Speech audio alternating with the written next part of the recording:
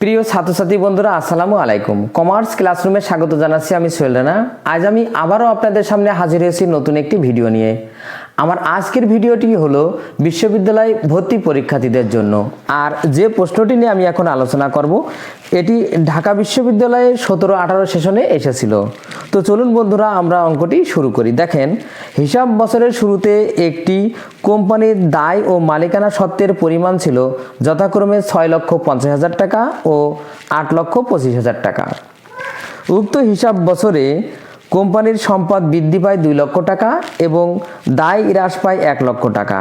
মালিকানা সত্ত্বে পরিবর্তন সৃষ্টিকারী কোনো লেনদেন না হয়ে থাকলে উক্ত বছরের নিট মুনাফা বা নিট ক্ষতির পরিমাণ নির্ণয় করো।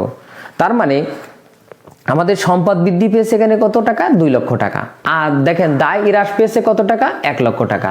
আমরা বলতে পারি যে কোনো সমীকরণ, যেহেতু আমাদের দেখেন সমীকরণ আমরা সবাই জানি, সমীকরণটি হলো যে এ ইকুয়াল এল প্লাস ওই।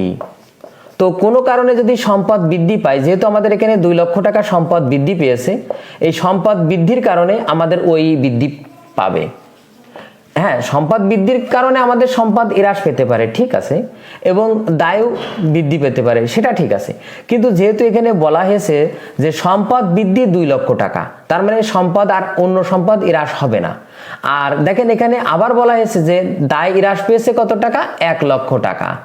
মনে রাখবেন, এই দায় হ্রাসের ফলেও আমাদের ওই বৃদ্ধি পায় 1 লক্ষ টাকা।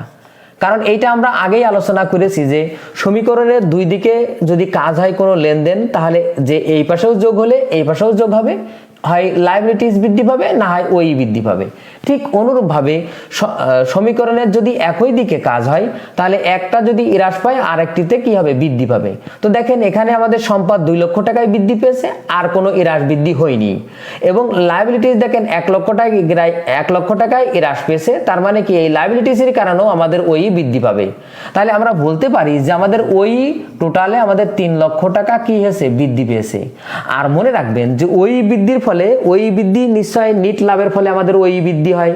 আর এখানে যেহেতু আমাদের বলাই রয়েছে যে মালিকানা সত্ত্বের পরিবর্তন সৃষ্টিকারী কোনো লেনদেন হলো না, মানে মালিকানা সত্ত্ব পরিবর্তন হয় যে কারণে সেই লেনদেনগুলো হলো না, তাহলে আমি বুঝে নেব যে এইটা আমাদের ফলে আমাদের কি হয়েছে? লাভ হয়েছে। কারণ লাভটা যেমন মূলধন বৃদ্ধি করে, ঠিক অনুরূপভাবে এই দুইটা আইটেমের ফলেও আমাদের 3 লক্ষ টাকা আমাদের মূলধন বৃদ্ধি পাচ্ছে। তাহলে আমরা বলতে পারি যে এখানে আমাদের নিট লাভ হয়েছে 3 লক্ষ টাকা। তো ছাত্রছাত্রী বন্ধুরা, আজ এ পর্যন্তই। আমার ভিডিওটি কেমন হলো অবশ্যই কমেন্ট করে জানাবেন। যদি ভিডিওটি ভালো লেগে থাকে অবশ্যই ভিডিও একটি লাইক দেবেন। এছাড়াও অন্যান্য বন্ধুদের দেখার সুযোগ করার জন্য অবশ্যই ভিডিও শেয়ার করবেন। সকলকে আবার ধন্যবাদ। আল্লাহ হাফেজ।